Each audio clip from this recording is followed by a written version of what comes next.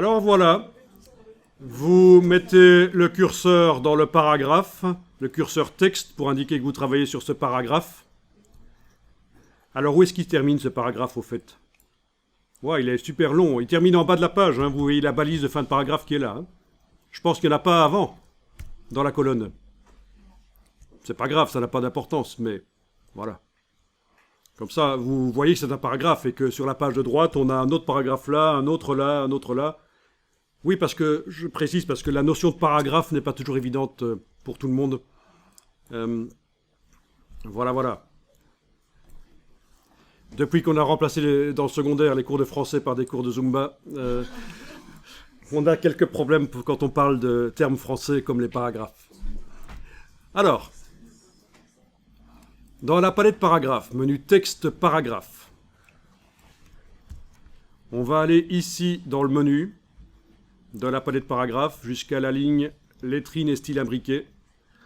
Et vous allez indiquer que la lettrine, ben oui, elle utilise une ligne, un caractère, et elle utilise le style de caractère qui s'appelle grande lettrine.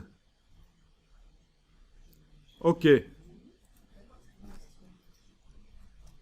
Logiquement, si je vais modifier le style de caractère, ça devrait modifier la lettrine du coup. D'accord ?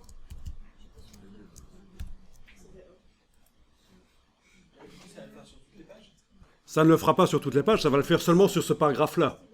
Et l'idée, c'est qu'on va faire un style spécial, une variante de corps du texte. Quand on voudra une lettrine, on va appliquer le corps du texte avec lettrine. Ce sera un style de paragraphe qu'on va faire après.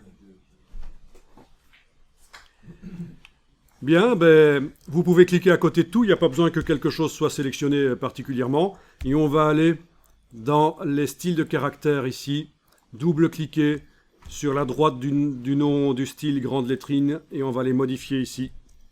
Notamment les formats de caractères avec la case aperçu cochée. Voilà. Donc, je viens de double-cliquer sur le style de caractère grande lettrine juste à droite. Ça a ouvert les options de ce style-là. Je suis allé sur format de caractère de base. Et ici, tiens, c'est en anglais. Ça, c'est parce que j'ai mon InDesign installé en plusieurs langues, sans doute. Ça s'embrouille parfois.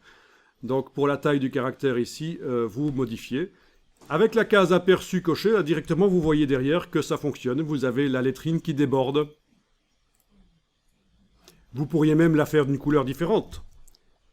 Ici, on a couleur du caractère quelque part là, couleur de caractère, voilà. Et on peut aller choisir une couleur existante ou en créer une.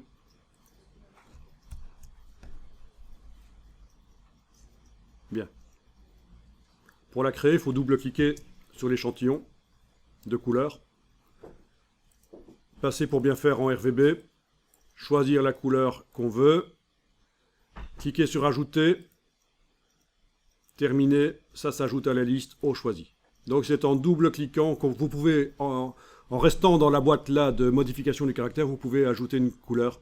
Double-clic sur l'échantillon. Création de couleur en RVB, modifier les curseurs, cliquez sur Ajouter, puis sur Terminer.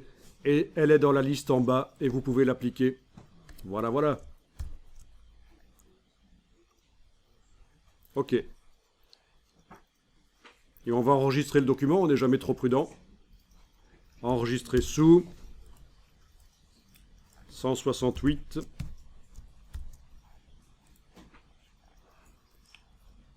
Alors ça, c'est un hack gentil et facile. Il y a un autre hack plus compliqué pour arriver à faire sortir la lettrine du bloc vers la gauche.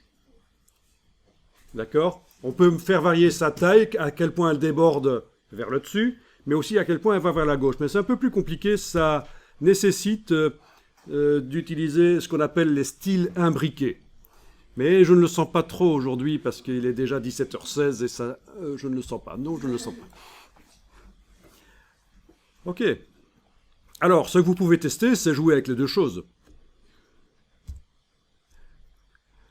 C'est-à-dire mettre le curseur texte dans ce paragraphe-là pour indiquer que vous modifiez ce paragraphe-là, n'importe où. Voilà. aller modifier le nombre de lignes que la lettrine utilise. Ben oui, le nombre de lignes que la lettrine utilise. Pour l'instant, c'est 1, et là, vous pouvez donc augmenter. Voilà. 2 lignes, 3 lignes. Voilà. Génial. Mais alors, le problème, c'est qu'il faut retourner maintenant dans le style de caractère. Là, je clique avec la flèche noire à côté de tout, je double-clique sur grande lettrine. Mais oui, parce qu'en fait, ce qui se passe, c'est super vicieux. C'est que j'avais mis une taille de lettrine de 48 points chez moi. Mais c'était quand elle était sur une ligne. Maintenant qu'elle est sur 3 lignes. 3 lignes. Maintenant qu'elle est sur 3 lignes, elle fait 3 fois 48 points, cette lettrine. D'accord? Ça, c'est les 3 lignes. Donc, je suis obligé d'aller retourner dans le style de caractère grande lettrine et aller modifier la valeur ici. Par exemple, je vais essayer avec 12, ce qui devrait me faire une lettrine de 36 points, si elle est sur 3 lignes. Touche tabulation pour valider. Voilà. Il faudrait peut-être un peu plus pour qu'elle déborde, parce que là, elle ne débordait pas. 16, 17, 18, je vais mettre 16, voilà. 16 points de lettrine sur 3 lignes, voilà ce que ça donne. Ok. Est-ce que vous arrivez à un résultat qui n'est pas trop mauvais? Ouais. Génial. Vous avez hacké les lettrines, vous êtes hacker de lettrines, super. J'enregistre, on n'est jamais trop prudent. Document 169, j'enregistre plus que nécessaire pendant la formation ici. Hein. Si je fais un vrai travail dans InDesign, j'enregistre pas autant, évidemment.